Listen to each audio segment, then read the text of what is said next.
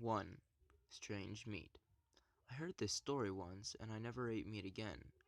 In this small Montana town, back in the year of 1982, there lived a girl about 8 years old named Miracle. She loved her life and everything about it. No matter about her abusive parents, she cared for her friends a lot more. One day, her mom called her school and told them to take her children to her auntie's house. Both Miracle and her little sister Maria were to go there after school.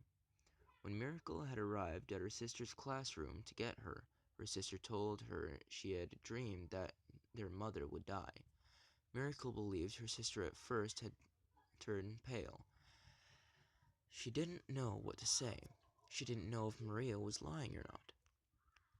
When the bus pulled into their auntie's driveway, Maria screamed. She didn't want to get off the bus. She pulled Miracle's hair when Miracle tried to grab her. Even the driver had to help get Maria off the bus. Miracle had to drag Maria to the house. Both girls were frightened. Why was Maria acting like this? Still scared, Miracle told her auntie about what Maria had dreamed.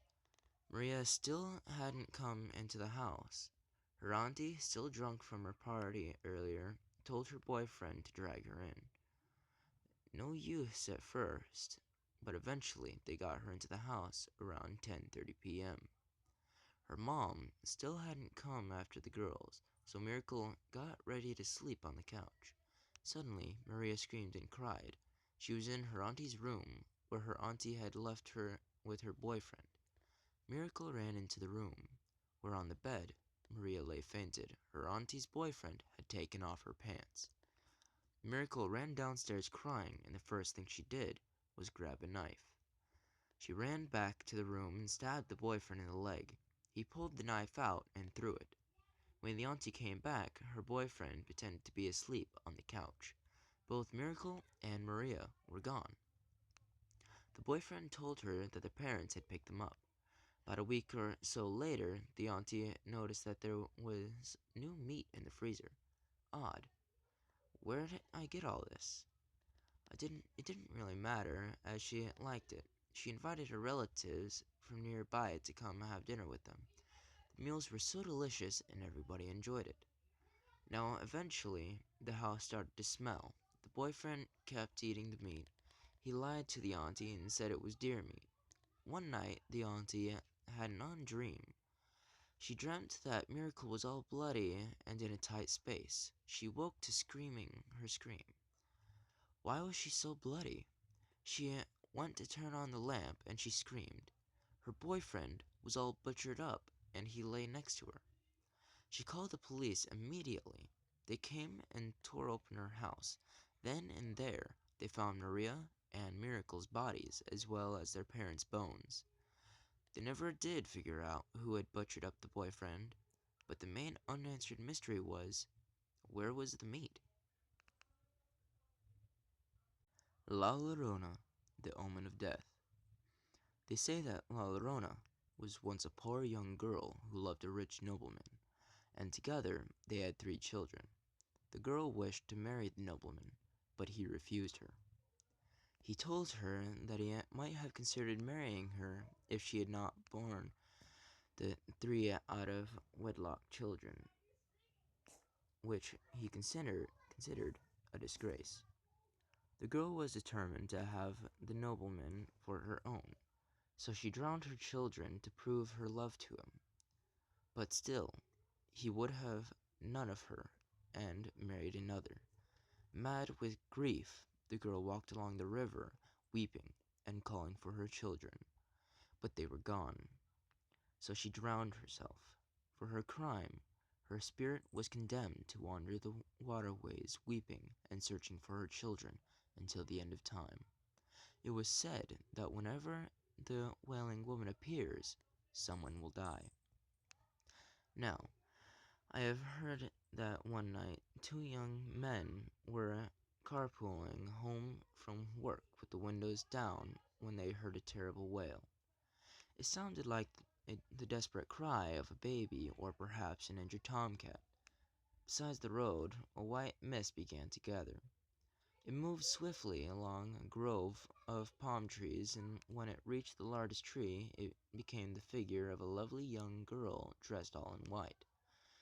Long dark hair hung loose down her back. She began to weep and wring her hands in agony, and the men realized that they were seeing the ghost of La Llorona.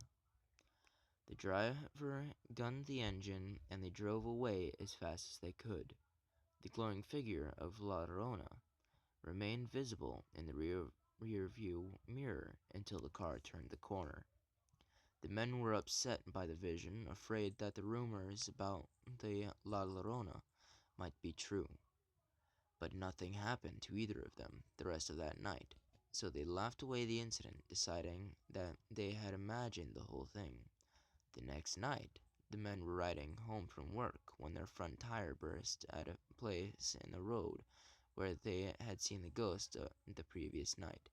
The car spun out of control and hit the largest tree in the palm grove in the exact place where La Llorona had appeared to them. Both men were killed instantly. Click clack.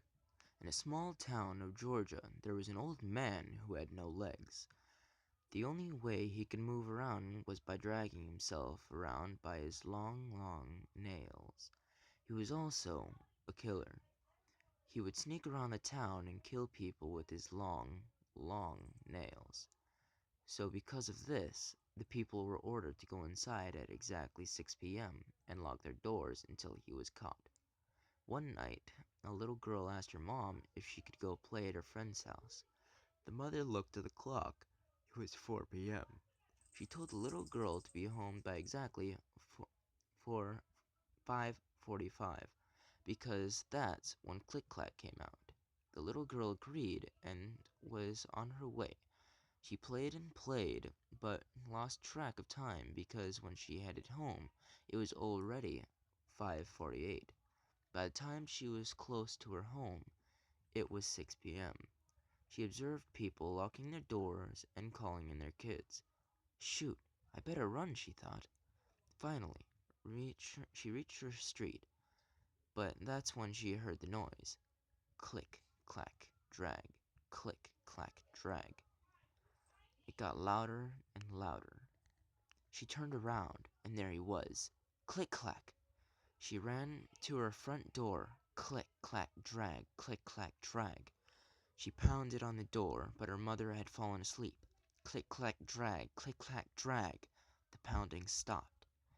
Upon waking and forgetting that her daughter had gone out to play the last evening, Mother opened the door to get her newspaper. She screamed in horror at the sight. Written on the step in blood was, "Mother, why didn't you open the door?" She was never seen again. The message. I've been lying in my room for hours now. It's 5:30 a.m. and there's not much I can do. You know what the worst part is of my situation? I'm in the same room with my parents. They keep looking at me, and I can't help but not look back, and try not to cry or scream. Their eyes are focused on me, and their mouths are wide open. There's a strong scent of blood, and I feel so paralyzed with fear. Here's the thing. The second I make any hint that I'm not asleep anymore, I'm screwed. I'll die, and there's nobody around to save me. I've been trying to think of a way out, but the only idea I have is to rush for the door, run outside, and scream for help, hoping any neighbors hear me. It's risky, but if I stay here, I'll surely die. He's waiting for me to wake up, and I'll see his masterpiece. You're probably wondering what's going on.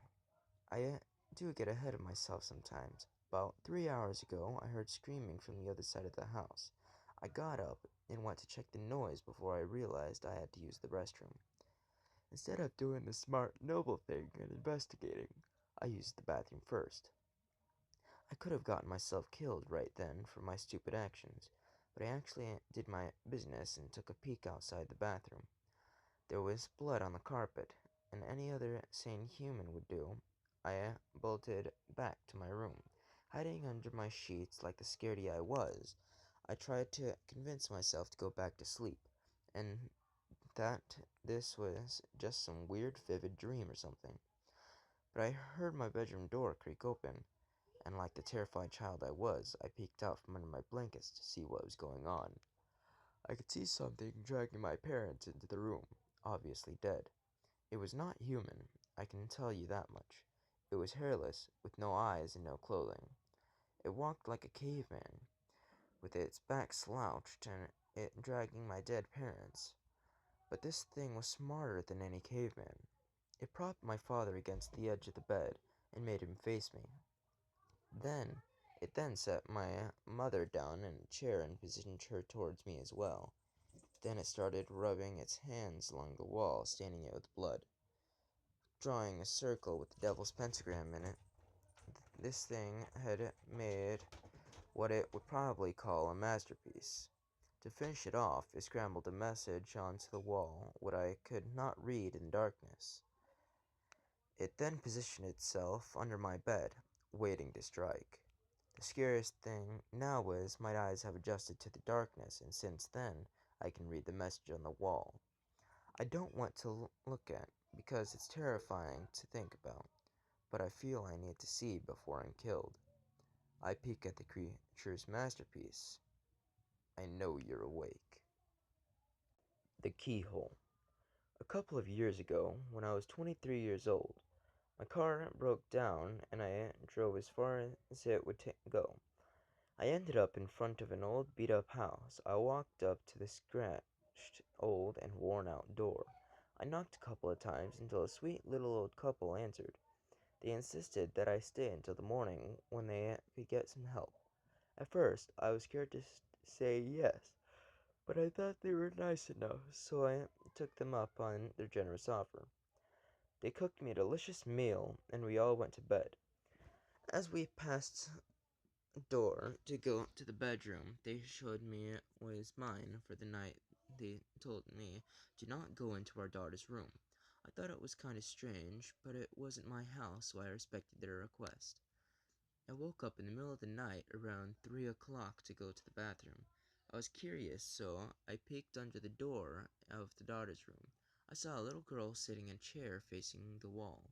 I assumed she must have been punished and did not want me to bother her.